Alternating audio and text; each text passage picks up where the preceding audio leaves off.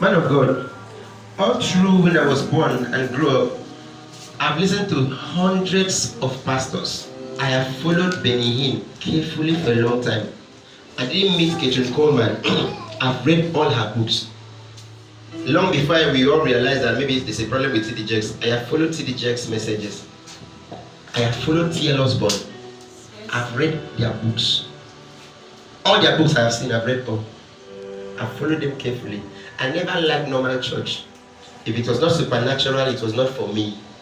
So I followed men that made things happen. I would read T.L. Osborne's book. I would burst. I would burst. I read a book by David Young Cho, The Fourth Dimension. My hands started doing things that if I say it, you will faint. I read these books. I busted. But what I heard this morning, I never heard it. And when I knelt down, I said, Lord, how come you didn't show these things to all those big men of God? The Lord told me it was not time. He said, I told you the glory of the latter house shall be greater than that of the former. What will make it greater is what you will be able to see that they did not see. Yes. There's something they didn't see. I will show it to the younger generation. That will make the glory better than that. What I saw this morning, it will explain the Bible from A to Z. In one word, it will be clearly explained.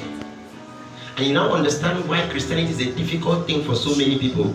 And it's so easy for few people. I forgot something in the church. I forgot to pick memory card, so I went back. When I went back, the Holy Ghost was talking to me. He said, look at them. While we were busy in the morning, rushing to bath, rushing to do everything, rushing. I even rushed and forgot to comb my hair today. I borrowed a comb at Abasebori Market to comb my hair before I reached church. While we were rushing, many Christians are relaxed. They are relaxed. You hear somebody has the mind to open up and say, I'm not going to church today. I wonder at you. Will you say this in terms of Moses? Is it because grace has come, you now become stupid? Grace is a trap. If you don't make use of grace, it becomes a trap for you. My mother will keep food. Say, don't touch. My mother will calculate everything and seal up the fish. I will go to the sack back. Touch small. I will open a hole, put my hand and break a very big fish and eat, and use broomstick and touch the back. Because if you open from top, she has settings. You will not be able to tie it back well. I use the Ratcraft C and I open it and I steal the fish and eat. And after a while, we grow. My mother brought grace, no more law. He said, if you are hungry, go and open the pot, eat anyhow you like. Ah! You mean I can scoop soup? Eh? You're giving me license to open pot. I pity the meat.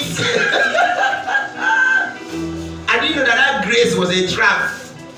We were there rubbishing the pots. We will rubbish.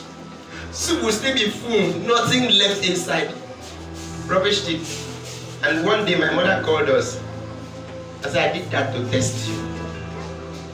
You have proven to me that all of you are idiots. Oh, grace was a trap. So they were there relaxing. Man of God, they relax. You see them in their shop crossing legs. Now, why all these things? Is because they don't know Him. They cannot tell the difference between God and something that looks like God. So you now hear they say all churches are the same, one God the same. They don't even understand. God gave me a word that will bring a solution. Why I have to go back to the house to pick the memory card is because I wanted it recorded. Remember what I told you before you started recording? I said, make sure you give me clean video. On Tuesday I'll share it. But for today, help me preach to your neighbor. Tell the person, If the whole world gives up on you, don't give up on yourself. Give God praise. Worship Him.